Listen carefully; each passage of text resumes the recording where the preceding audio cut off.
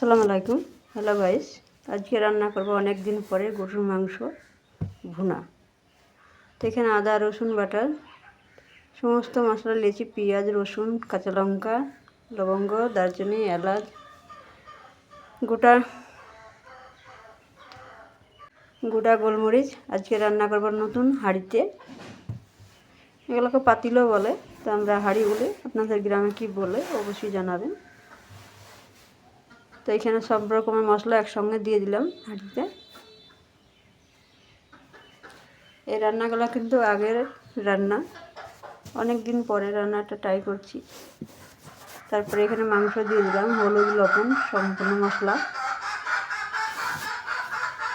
আস্ত একটা গোটা রসুন দিয়ে দিলাম। সমস্ত মশলা দেওয়ার পরে এখন নাড়াচাড়া করে নেব। সর্ষের তেল দিয়ে রান্না করছি, আপনারা যে কোনো তেল দিয়ে রান্না করতে পারেন। তো সর্ষের তেল দিয়ে চেষ্টা করবেন, রান্নাটা খেতে খুব ভালো লাগে। একদম আজকে নতুন নতুন লাগছে, নতুন হাঁড়িতে রান্না করে খুব ভালো লাগছে। আপনাদের কেমন লাগছে অবশ্যই জানাবেন। তো আমি কিছুক্ষণ নাড়াচাড়া করে ঢাকা দিয়ে রাখবো, আর আস্তে আস্তে রান্নাটা করতে হবে, খেতে ভালো লাগবে। সমস্ত উপকরণ দেওয়া হয়ে গেছে।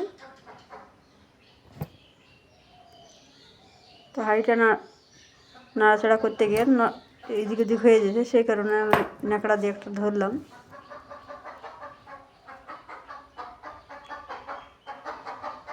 বেশ ভালো করে একটু নাড়াচাড়া করা হয়ে গেছে। কিছু পানি দিয়ে এখন ঢাকা দিয়ে দিব। ঢাকনা খুলে আবারও নাড়াচাড়া করব।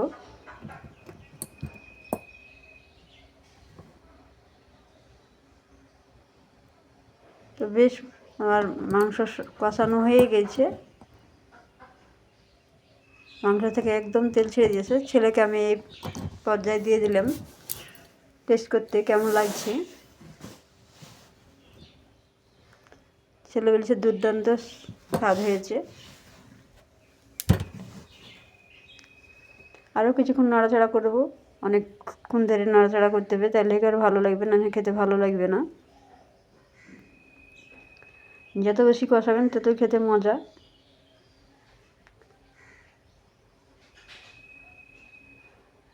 মাংস কিন্তু একটার পর একটা ছেড়ে গেছে, মানে কষানো হয়ে গেছে অলরেডি।